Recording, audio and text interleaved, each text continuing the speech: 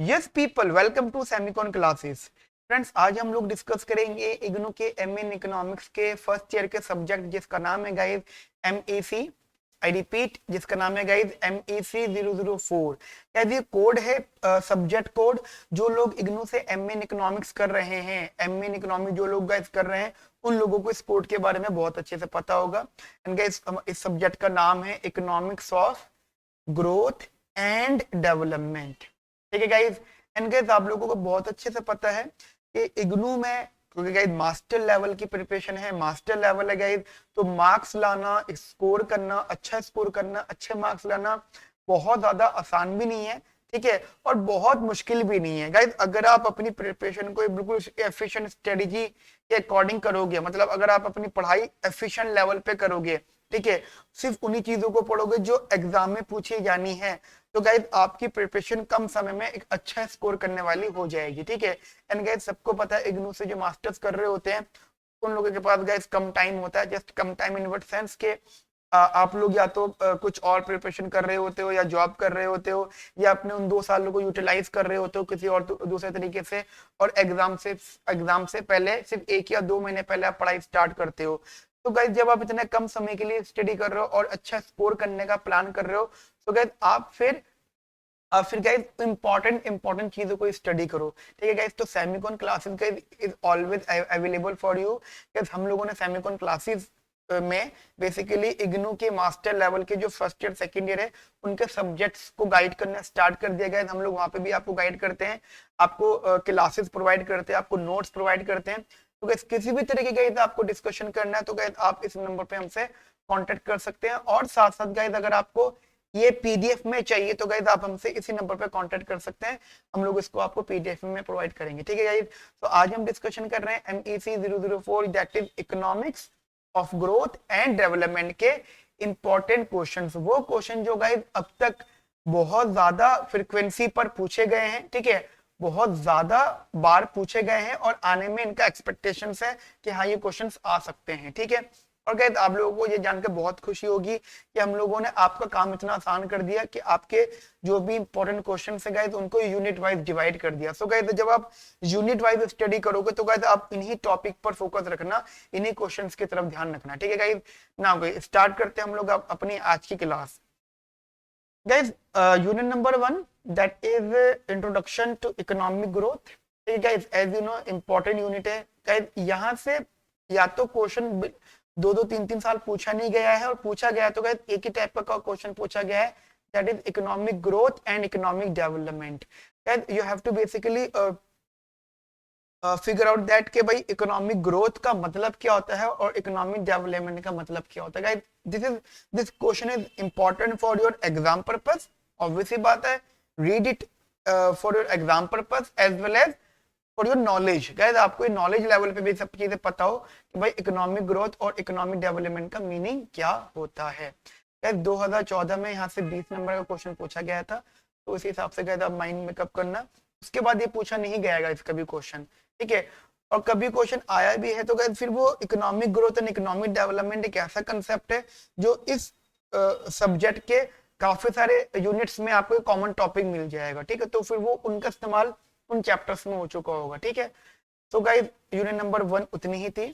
Now unit number 2, that is harrow-Domar model, and it is also another important unit. Guys ध्यान रखना, harrow-Domar model में आपको ये जो चैप्टर है या फिर यूनिट है 3 पार्ट में डिवाइड करी है। एक हैरोड मॉडल में गाइस डिवाइडेड है, एक डॉमर मॉडल में डिवाइडेड है, और गाइस एक ये आपका हैरोड डॉमर मॉडल मतलब कंबाइंडली डिवाइडेड है। ठीक है, अब इंटरेस्टिंग बात क्या है मैं आपको जस्ट थोड़ा सा बता देता हूँ। आपको मालूम होना चाहिए कि हैरोड और डॉमर ये 2 अलग अलग इकोनॉमिक्स हैं, और इन दोनों की थ्योरीज भी अलग अलग आई थी। इन दोनों के पैरामीटर्स भी, टर्मिनोलॉजीज भी, थ्योरीज भी, डिस्कशंस भी अलग अलग थे। ठीक है, सिंबल्स भी अलग अलग थे इकोनॉमिक ग्रोथ से रिलेटेड, लेकिन गाइस इनमें एक कॉमन चीज थी, इनका रिजल्ट्स। जो गाइस इनके रिजल्ट्स थे, इनके कंक्लूजन्स थे गाइस, वो ऑलमोस्ट सेम थे। इसलिए गाइस इसको हैरोड डॉमर ग्रोथ मॉडल बोला जाता है। ठीक है, तो गाइस जब आप इसको स्टडी करोगे तो गाइस इसको उसी अकॉर्डिंगली देखिएगा। हैरोड मॉडल के अंदर जस्ट आपको मालूम होना चाहिए कि भाई सेविंग्स एंड इन्वेस्टमेंट के ग्रोथ प्रोसेस में क्या क्या रोल हैं। बाय हैरोड, हैरोड ने क्या क्या रूल बताए हैं, ठीक है। दूसरा गाइस हैरोड के अकॉर्डिंगली जो भी टेक्निकल चेंजेस हैं उनकी कैसी कैसी क्लासिफिकेशन हैरोड ने करी है। तो गाइस एक इसको आप देख लीजिएगा एक बार। दूसरा गाइस डॉमर से रिलेटेड भी गाइस दिमाग में रखना।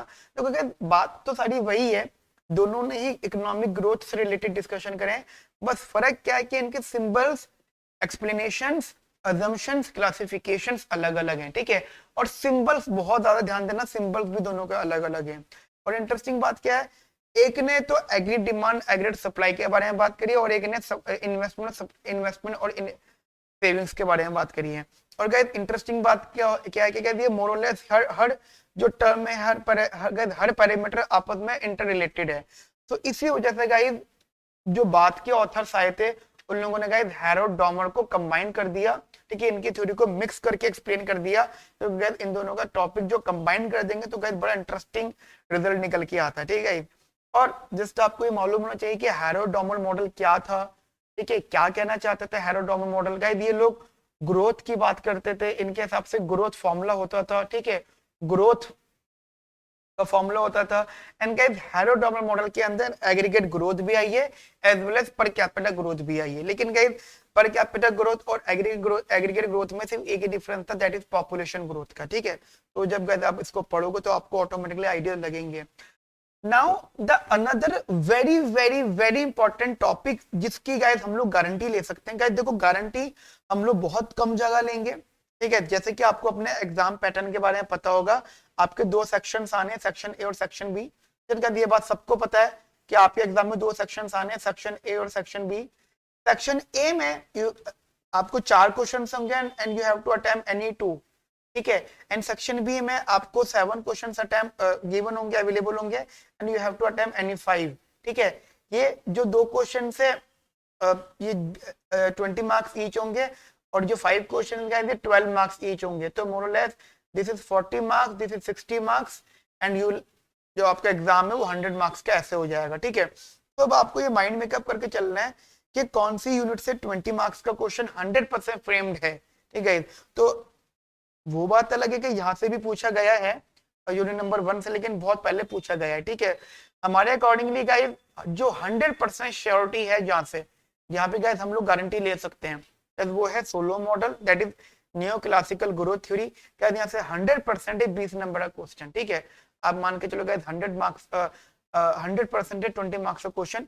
सो गाइस आपको सोलो मॉडल के बारे में अच्छे से स्टडी करना, मतलब एक ऐसा टॉपिक जिसे आपको बिल्कुल भी स्किप नहीं करना है, बिल्कुल भी शॉर्ट में स्टडी नहीं करना है, सबसे ज्यादा टाइम अगर लगाना पड़े तो लगा दो।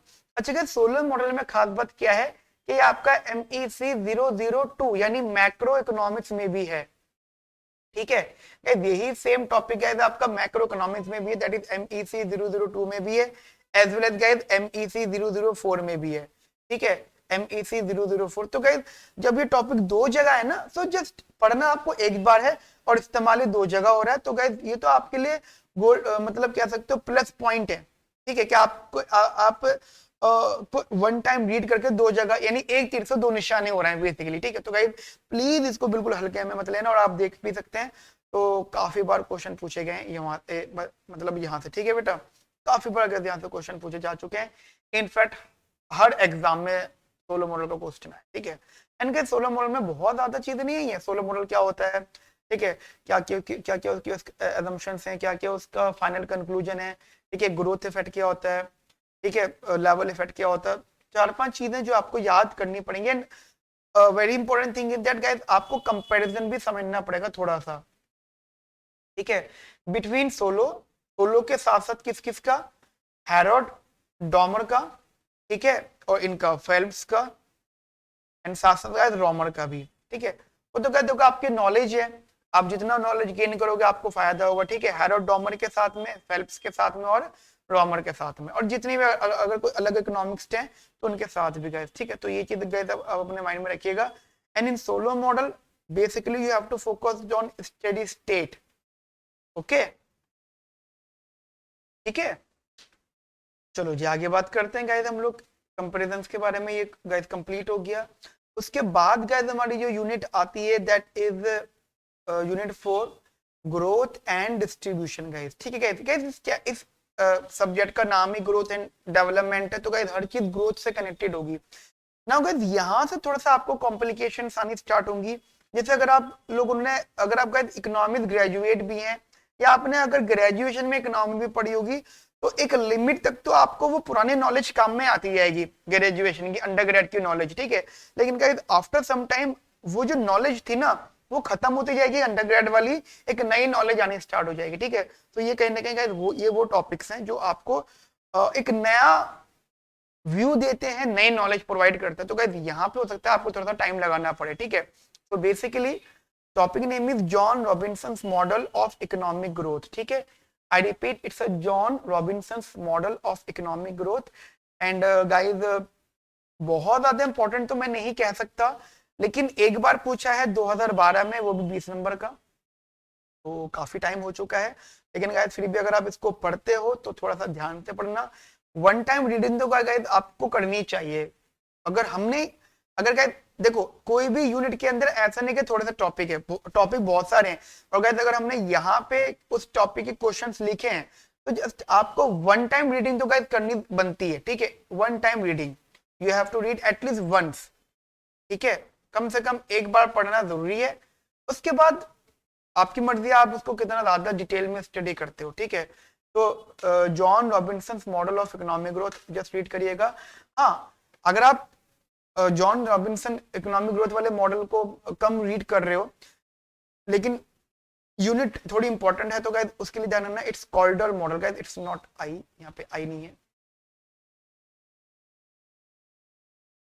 नॉट आई, ठीक है। इट्स कॉल्डर मॉडल, ठीक है, एंड पैसिनेट मॉडल, ठीक है बेटा। कॉल्डर model and passionate model, guys इसको थोड़ा सा स्टडी करिएगा, ठीक है बेटा। तो जैसे कि आपको पता है, define Kaldor's model of economic growth, ठीक है। Kaldor's model of economic growth आप देख रहे हैं, तो एक ही चीज, हाँ यहाँ पे कंपैरिजन आ गया Kaldor's model of growth with John Robinson model, ठीक है, पूछा गया है। अगर आप एक चीज ध्यान से देख पा रहे हैं, इट्स वेरी इंपॉर्टेंट, ठीक है, बहुत ज्यादा इंपॉर्टेंट है ये। हर बार आया हुआ है क्वेश्चन, अगर है तो काफी बार मतलब पूछा गया है, 2017 तक पूछा गया है, ठीक है।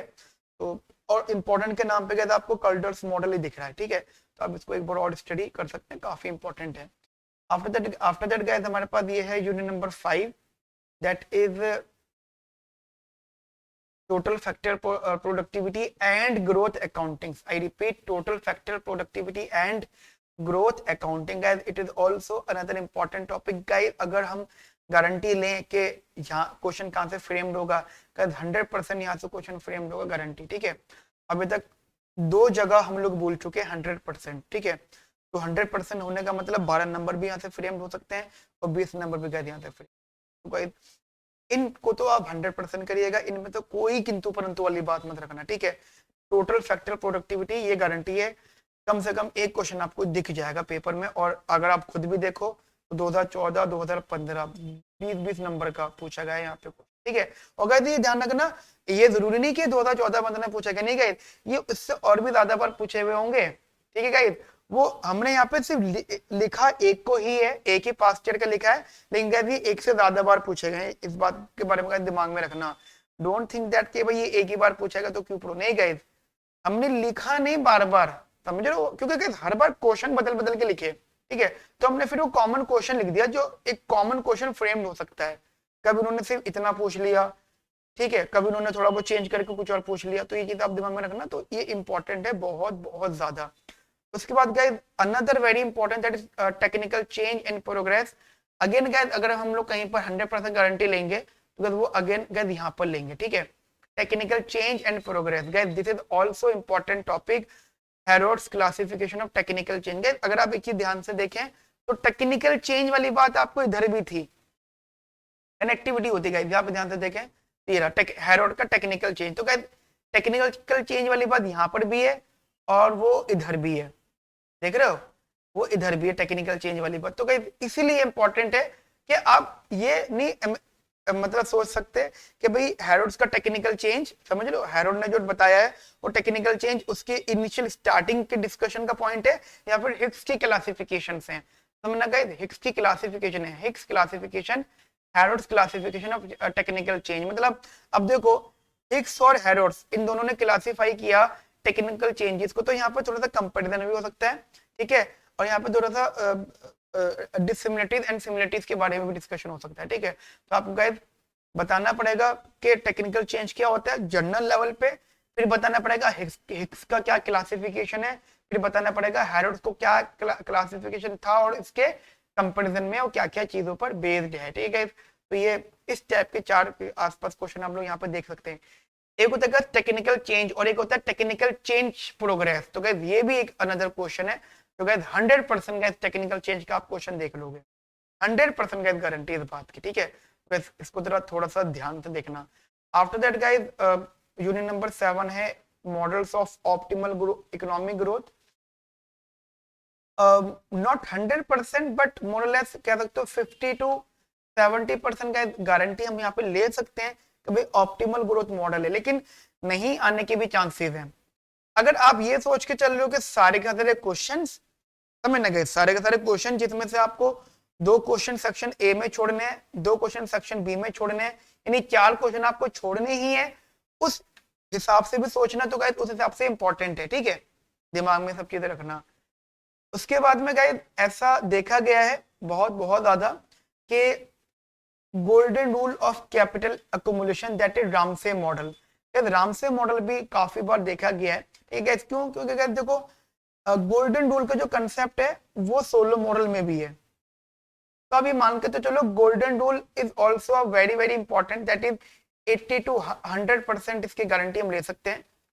100% भी हो सकता है, मतलब 100% चांसेस भी हैं, बट अगर 1% ये नहीं आया तो इस यूनिट में से पूछा जा सकता है, ठीक है। तो ये मोर और लेस गाइस ये जो यूनिट है कंप्लीट जो गाइस ये यूनिट है आपकी 50% चांसेस है। तो जो 50% चांसेस वाले यूनिट है गाइस उनको थोड़ा बाद के लिए रखना, स्टडी करने के लिए, रिवाइज करने के लिए, ठीक है। बट रामसे मॉडल गाइस आप काफी बार देख सकते हो गाइस, लिखा हुआ 2 बार ही है लेकिन ये बहुत बार पूछा हुआ होगा, ठीक है गाइस। तो हमने बार बार नहीं लिखा, एक ही बार लिखा हुआ है, ठीक है। Now this is the very important another unit that is multi sector model of growth, ठीक है। दिस इज अगेन अगर हम गारंटी लें कहीं पर ये आपका 100% गारंटी वाला, ठीक है।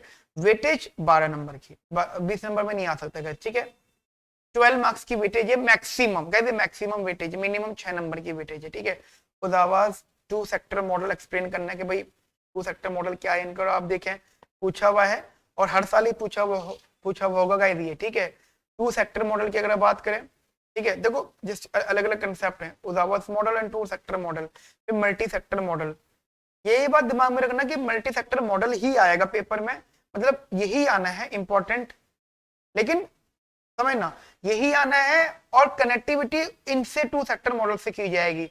तो अपने दिमाग में आपको इन सब चीजों को थोड़ा बहुत रखिएगा, these are the very very important topics, उदावास model, 2 sector model and multi sector model. Now guys unit number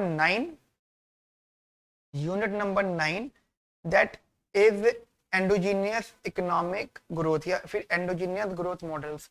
interesting concept है कि आपने इससे पहले जो मॉडल्स पढ़े थे अगर आपको पता भी हो तो गाइस हैरोड मॉडल है, डॉमर मॉडल है, सोलो मॉडल है, रॉमर मॉडल है, आपने वहां पे दोनों ही कंसेप्ट का इन्वॉल्वमेंट पढ़ा होगा, एक्सोजीनिटी और एंडोजीनिटी।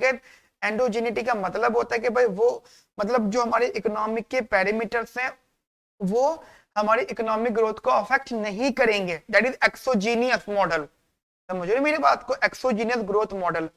एक्सोजीनियस ग्रोथ मॉडल का मतलब होगा कि जो इकोनॉमी की जो ग्रोथ होगी वो उन पैरामीटर से होगी जिनका इकोनॉमिक डेवलपमेंट में, इकोनॉमिक ग्रोथ में रोल नहीं है, मतलब अलग ही पैरामीटर्स होंगे जो अभी अभी इंट्रोड्यूस किए जा रहे हैं, ठीक है। और एंडोजीनियस होता है जो आपस में इंटरलिंक्ड होता है, ठीक है, आपस में इंटरलिंक्ड होता है। जैसे कि हम कहते हैं कि भाई हम जितना कमाएंगे उतना इन्वेस्ट करेंगे, ठीक है, एक सेंटेंस हो गया। फिर किसी ने बोला जितना इन्वेस्ट करेंगे उतना कमाएंगे, तो आपस में इन्वेस्टमेंट और इनकम कनेक्टेड होगा, तो guys these are the basically endogenous variables, ठीक है। बेसिक लेवल पे मैंने आपको बताया था। तो guys this is again important मतलब यूनिट। इसकी जो वेटेज है इसकी वेटेज मान के चलो 6 to 10 मार्क्स की वेटेज है, 12 नंबर भी हो सकता है, ठीक है। These are the important question, what do you mean by endogenous growth theory, short note में गाइस ये पूछा जा सकता है, ठीक है। एंडोजीनियस ग्रोथ थ्योरी एक बार इसको स्टडी जरूर करिएगा। Now another very important question that is Romer human capital. Guys ये मैं मान के चल रहा हूँ 6 नंबर का मिनिमम, कम से कम 6 नंबर की गाइस वेटेज यहाँ से है, तो गाइस मैं इसके लिए 100% गारंटी ले सकता हूँ यहाँ पर, ठीक है। मुझे लगता है ह्यूमन कैपिटल का इस बार क्वेश्चन आ सकता है जो बेसिकली बेस्ड है रॉमर का, ठीक है। मतलब मैं रॉमर का अलग से बोल रहा हूँ, बाकी Mankiw Romer and Weil extension to the new classical growth model to include human capital. Human capital inclusion is a very important कह सकते हो discussion in in our growth economics, ठीक है। ग्रोथ इकोनॉमिक्स में हम लोगों ने जहाँ ह्यूमन कैपिटल को इंक्लूड किया तो गाइस काफी इंटरेस्टिंग डिस्कशन करने हमने स्टार्ट करे थे, ठीक है। तो ये चीज गाइस आप अपने माइंड में बेसिकली रखिएगा।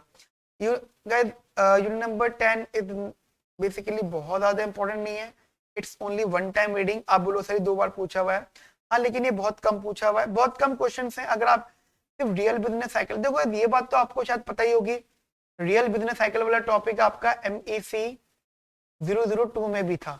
तो ये तो गाइस ऐसे टॉपिक्स हैं जो वन टाइम रीडिंग है एंड यूज मल्टीपल टाइम्स हैं, ठीक है। इसलिए मैं इसको यहाँ से जस्ट अवॉइड करवा रहा हूँ। आप MEC 002 में से मैक्रो इकोनॉमिक्स में से आप इसको स्टडी कर सकते हो।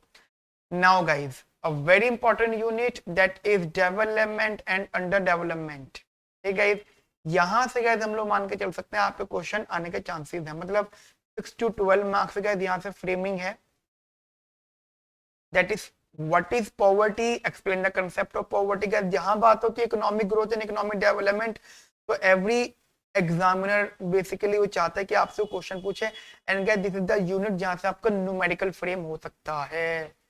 यहाँ पे बच्चे परेशान होंगे, ठीक है, न्यूमेरिकल हो सकता है, तो बच्चे स्टूडेंट्स पता है क्या करेंगे, वो इस यूनिट को छोड़ना पसंद करेंगे। लेकिन गाइस मेरा सजेशन है ये न्यूमेरिकल है और आपको तो न्यूमेरिकल बड़े स्कोरिंग होता है गिवन दैट आपको न्यूमेरिकल सॉल्व करना आता हो।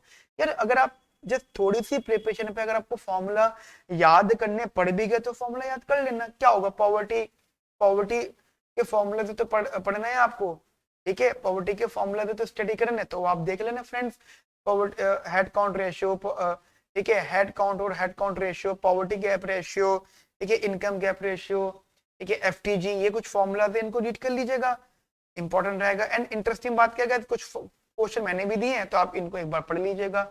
हाँ अगर आप देखोगे फिर वाली बात आ जाती है कि सर पढ़े कहाँ से, तो फिर तो आपको हमारे पेड बैचेस ज्वाइन करने पड़ेंगे इफ यू वांट। अगर आप अपना आप करना चाहते हो तो कहते आप लोग अपना आप भी कर सकते हैं।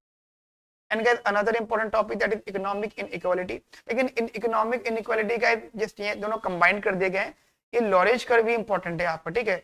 इकोनॉमिक इनइक्वालिटी में कहता है एक आप लॉरेंज कर्व को स्टडी कर लेना, this is I think minimum 6 marks का पूछा जा सकता है, ठीक है। एंड हो सकता है कि यहाँ पे आपसे डायग्राम भी पूछ लिया जाए लॉरेंज कर्व को, ठीक है। तो ये चीज आप अपने दिमाग में रखिएगा, लॉरेंज कर्व का डायग्राम वगैरह भी पूछा जा सकता है, अपने दिमाग में ये रखना, ठीक है। Now another important unit just मैं आपको बता देता हूँ, measurement and indicators of economic development, ठीक है गाइस।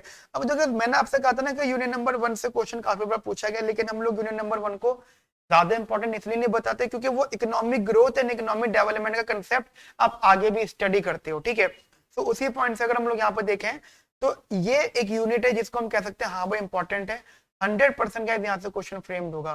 तो गाइस यूनिट नंबर 1 में भी economic growth and economic development का कंसेप्ट है और यहाँ पर भी है। तो आप ये जज नहीं कर सकते हो आया कहां से, लेकिन आएगा जरूर, ये 100% गारंटी है, ठीक है। That is economic growth and economic welfare. अभी तक हम लोग इकोनॉमिक डेवलपमेंट बोल रहे थे, अब इकोनॉमिक वेलफेयर की बात करेंगे। वेलफेयर का मतलब ही आ जाता है पॉपुलेशन या सिटीजन्स, ठीक है। तो ये चीज आप अपने दिमाग में रखना, it is again very important topic that is welfare, ठीक है। And again guys these are the very important things, ये 100% पेपर में आएगा। ह्यूमन डेवलपमेंट इंडेक्स गाइज 100% मैं इसकी गारंटी ले रहा हूँ आपसे, 100%, ठीक है, यहाँ पे, ठीक है। एंड ऑल्सो गाइस यहाँ पे ना आपको इंडिकेटर्स को लिख लिख के याद करना पड़ेगा, क्योंकि गाइस देखो economic growth and economic welfare के इंडिकेटर्स हो गए, फिर physical quality of life index that is PQLI, ठीक है। ये गाइस बहुत बार पूछा गया है PQLI, यहाँ पे सिर्फ मतलब 2 क्वेश्चन लिखे, लेकिन ये 2 क्वेश्चन का फ्रीक्वेंटली पूछे हुए होंगे, ठीक है। लिखा हमने एक बार है, ये जैसे लिखा हमने एक बार है, लेकिन ये पूछे हुए बहुत बार है, ठीक है गाइस। ऐसे human development index again guys बहुत इंपॉर्टेंट है, ठीक है ना गाइस। तो इसको थोड़ा सा अच्छे से स्टडी करिएगा। Now guys after that this is population and development. जब आप इसको रीड करोगे तो जस्ट इससे जो क्वेश्चन फ्रेम्ड होगा ना गाइस, वो जर्नल कोई भी लिख लेगा, दैट इज पॉपुलेशन प्रॉब्लम। मतलब कोई भी क्वेश्चन अगर आपको कोई भी क्वेश्चन अगर आपको कहीं ऐसा दिखता है जिसमें ये शो किया जाता है कि भाई किसी भी डेवलपिंग इकोनॉमीज में, मतलब आप किसी भी इकोनॉमी को मतलब डेवलपिंग कंट्री को अंडर डेवलपिंग कंट्री को डेवलप्ड बनाना चाहते हो, वहां पे कुछ ग्रोथ वाली चीजें लाना चाहते हो, तो पॉपुलेशन मतलब उसके फेलियर्स में ना पॉपुलेशन ने बहुत बड़ा रोल प्ले करता है। मान लो इंडिया है, जैसे इंडिया है, अब हम कहते हैं भाई इंडिया हमारी जो कंट्री बहुत अच्छी है, बढ़िया बहुत अच्छी है, जैसी भी बहुत अच्छी, हमें बहुत पसंद है, हम इंडिया में और ग्रोथ करना चाहते हैं, ठीक है, डेवलप्ड करना चाहते हैं, डेवलप्ड। तो गाइस इंडिया में ऐसा नहीं कि पॉलिसीज नहीं लगाई जाती guys, a lot of policies, मतलब शायद ही किसी कंट्रीज में इतनी पॉलिसीज लगती होंगी, लेकिन गाइस क्या होता है कि वो पॉलिसीज 100% काम नहीं कर पाती, या फिर कभी कभी वो पॉलिसी गाइस फेल हो जाती है, और फेल होने का जो सबसे बड़ा रीजन होता है गाइस वो पॉपुलेशन होता है, ठीक है। तो population plays a very important role in basically a failure of any economic policy. किसी भी इकोनॉमिक पॉलिसी के फेल होने में जो पॉपुलेशन है वो बहुत बड़ा रोल प्ले करती है। तो गाइस इस टॉपिक को आपको रीड करने की जरूरत नहीं है, तो गाइस इसका ना आप जर्नली आंसर बहुत अच्छा लिख दोगे यार। जर्नली अगर आप ये भी बता दोगे ना, बता दो ना कि अगर हमारी कंट्री में अगर एक सिंपल वैक्सीनेशन प्रोग्राम भी चलाया जाए तो उसको भी पूरी पॉपुलेशन तक पहुंचाने में कितने पापड़ बेलने पड़ते हैं, ठीक है, और कितनी बड़ी पॉपुलेशन होती है, सब तक पहुंचाना कितना मुश्किल होता है, ठीक है। तो गाइस वो एक आप अपने दिमाग में चीजें रख सकते हैं। नाउ गाइस ये रीड आप कर लीजिएगा, क्योंकि गाइस जैसे कि मैंने आपको पता होगा यहाँ पे पॉलिसीज की बात करी, ठीक है, बिकॉज मैंने वहां मना किया है आपको ज्यादा टाइम लगाने के लिए, बट गाइस आप इधर टाइम लगाओ, बिकॉज गाइस यहाँ मैं आपसे गारंटी ले रहा हूँ, मैं आपसे 100% गारंटी ले रहा हूँ, यहाँ से क्वेश्चन फ्रेम्ड होगा, ठीक है, 100% गाइस यहाँ से क्वेश्चन फ्रेम्ड होगा, that is institution and economic development.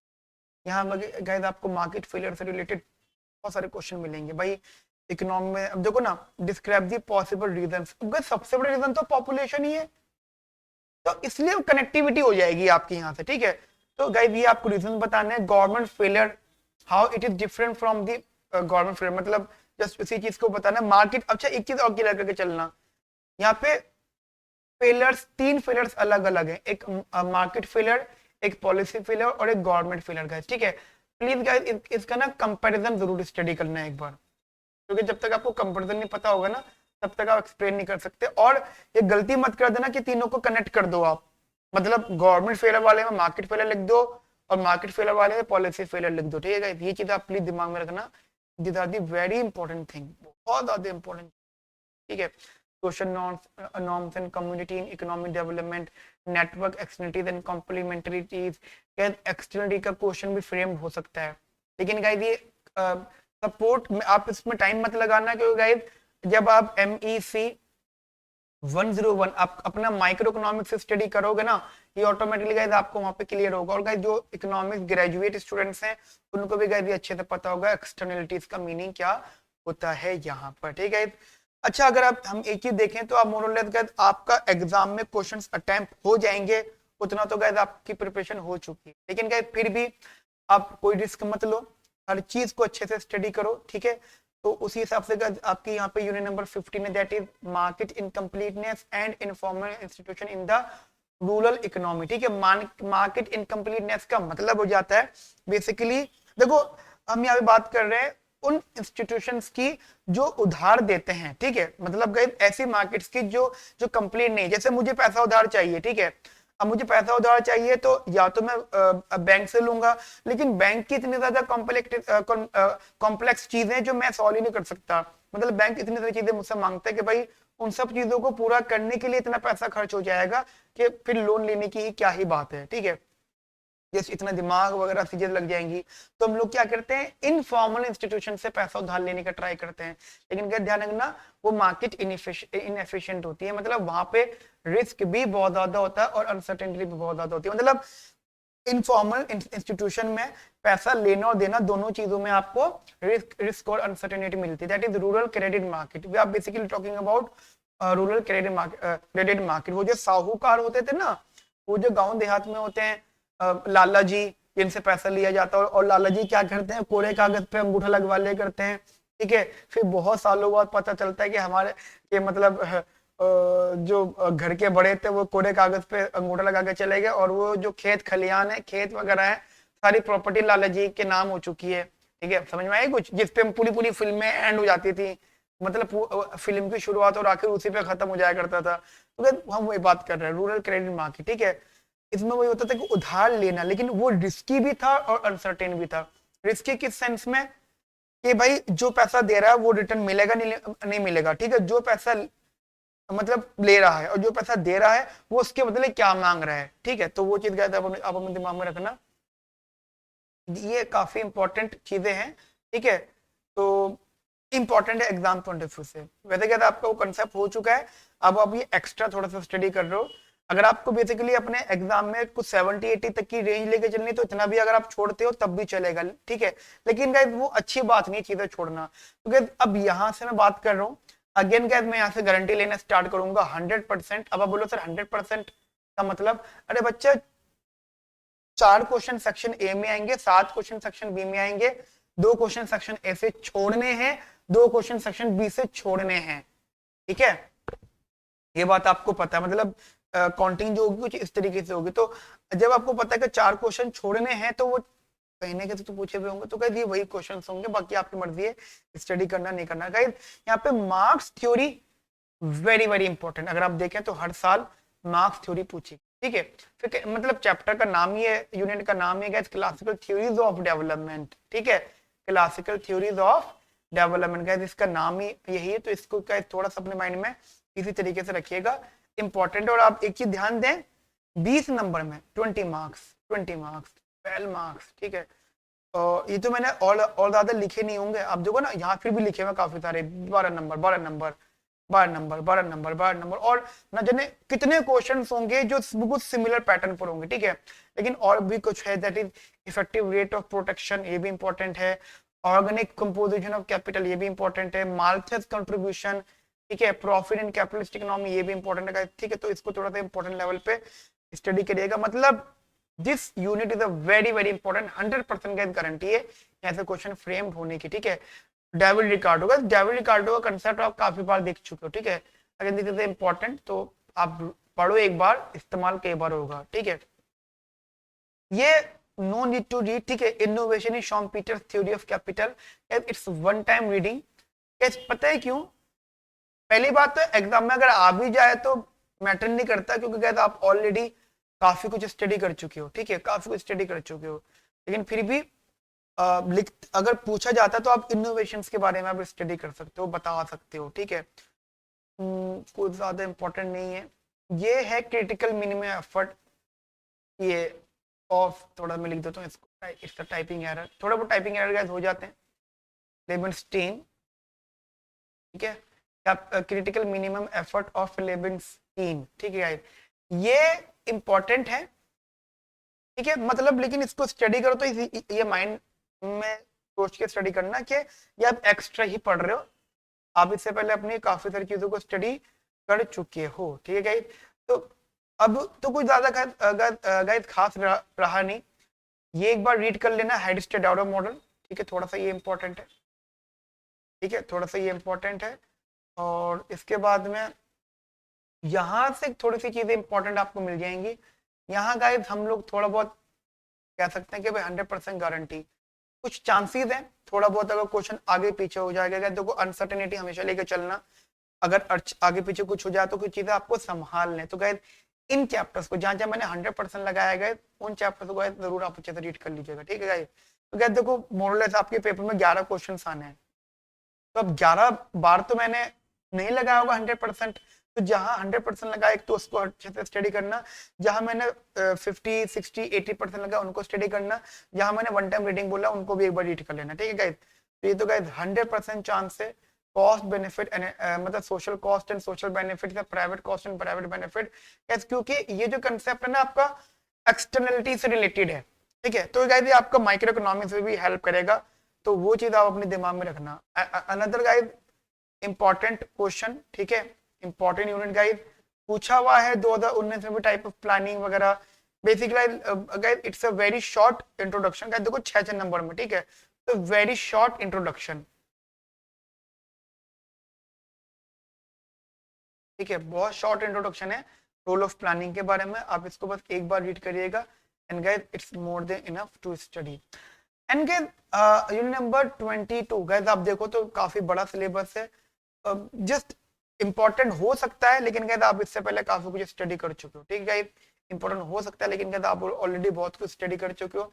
Time बचे तो एक बार देख लेना, ठीक है, टाइम बचे मिले तो एक बार देख लेना सिर्फ इस मॉडल को, ठीक है, अदरवाइज आप इतना भी कर लेते हो तो गैस आपके लिए काफी सपोर्टिव है, ठीक है। तो गैस हमने यहाँ पे काफी कुछ डिस्कशन कर लिया, और फाइनली गैस जो लोग आखिर तक रुके हुए हैं, ठीक है, बहुत बड़ी बात है, हम लोग आखिर तक रुके हुए गए। इस नंबर पर आप व्हाट्सएप करके पीडीएफ ले सकते हैं हमसे, ठीक है। तो गैस जो भी हम सपोर्ट कर सकते हैं आपको सपोर्ट करेंगे, ठीक है गैस। तो अपना ध्यान रखिए, बहुत अच्छे से पढ़िए, और कोई भी अगर क्वेरी तो आप हमें जरूर बताइए। Okay friends, have a nice day, thank you, bye bye, take care.